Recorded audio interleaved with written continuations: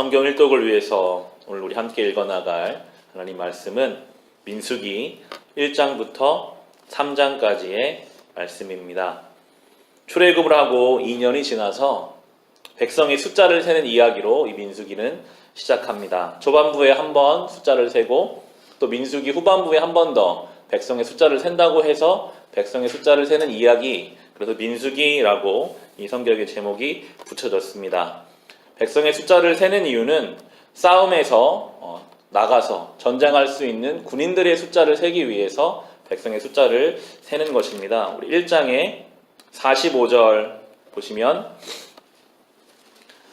이스라엘 군다에 입대할 수 있는 20살이 넘은 모든 이스라엘 자손이 각 집안별로 등록되었다. 등록된 이들은 모두 60만 3,550명이다. 그러나 레위 사람은 조상의 지파별로 그들과 함께 등록되지 않았다라고 나옵니다.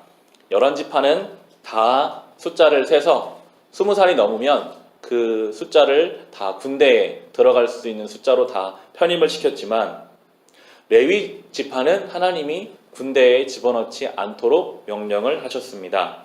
대신에 성막을 관리하고 예배를 드리는 일을 전담시켰는데요. 50절 보시면 그 대신 너는 레위 사람을 시켜 증거궤가 보관된 성막을 보살피게 하여라.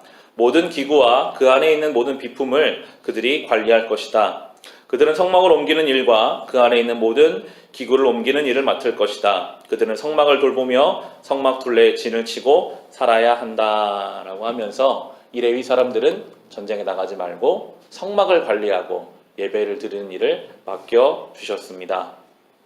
이 당시에 전쟁에 참여하고 20살 넘는 남자들의 숫자는 그 나라의 경쟁력과 연결됩니다.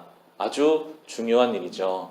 그런데 하나님께서는 그 일도 맡기시면서 그러나 하나님께만 온전히 집중하는 레위 지파들을 따로 구별해 두셨습니다. 이 시대의 우리의 삶에도 마찬가지입니다. 우리의 삶의 많은 부분들을 우린 세상과 똑같이 살아가야 합니다. 일도 열심히 해야 하고 운동도 해서 건강을 지켜야 하고 아프면 병원도 가야 하고 세상과 똑같이 살지만 우리의 삶에도 마치 이 레위 지파와 같이 온전히 하나님께만 드려지고 하나님께만 구별해 드리는 삶의 영역이 필요합니다. 그래야만 하나님의 자손으로 살아갈 수 있기 때문입니다. 이스라엘 자손에서 이 레위 지파를 빼면 다른 민족과 다를 게 없어요. 똑같이 전쟁하고 똑같이 농사지어 먹고 사는 그런 백성이었지만 레위 지파가 있었기 때문에 온전히 하나님께 예배드리고 하나님께 나아가는 이 자손들이 있었기 때문에 하나님의 백성이 될 수 있었던 것처럼 우리의 삶에서도 반드시 오늘과 같은 이런 시간, 하나님 앞에 나와 예배하는 시간, 기도하는 시간, 말씀 묵상하는 시간이 필요합니다. 세상적 관점으로 볼 때는 이게 되게 불필요한 것처럼 보여요. 아니 저 레위 지파를 왜 따로 구별해서 한 2만 명 정도 되는 남자들을 더 군대에 투입하면 더 강할 텐데 라고 말할 수 있겠지만 하나님 앞에서 우리가 이 시간을 구별하여 지킴으로 하나님의 백성으로 살아갈 수 있는 것입니다. 2장 2절에서도 보시면 이렇게 나옵니다. 2장 2절에 이스라엘 자손이 진을 칠 때에는 회막을 중심으로 하여 그 둘레에 진을 치되 각기 자기가 속한 부대가 있는 곳에다가 자기 가문의 깃발을 함께 세우고 진을 쳐야 한다라고 말씀하시면서 살 때에 진을 치고 잠을 자고 생활할 때에 회막을 중심으로 하나님의 증거궤가 있는 하나님 말씀이 있는 그 성전을 중심으로 살아가라고 명령을 하십니다. 삶의 중심에 있어야 하는 것은 하나님의 말씀, 성전입니다. 이스라엘 백성에게 철저히 그것을 가르치고 계십니다. 어디든지 가서 살 때면 항상 성전 중심으로 살아가도록 명령하셨습니다.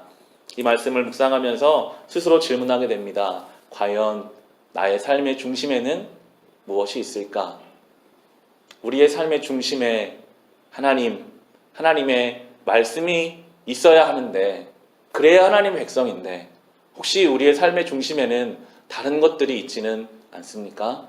물질이 있을 수도 있습니다. 자녀가 있을 수도 있고요. 건강이 있을 수도 있고 우리가 하는 일의 성취가 있을 수도 있겠습니다. 하나님께서 그런 것 하지 말라고 하지는 않으셨지만 중심에는 성전과 하나님의 말씀을 두고 사는 것이 하나님 백성임을 철저히 이 민수기를 통해서 하나님 백성들에게 가르치고 계십니다. 이어지는 2장 34절도 보시면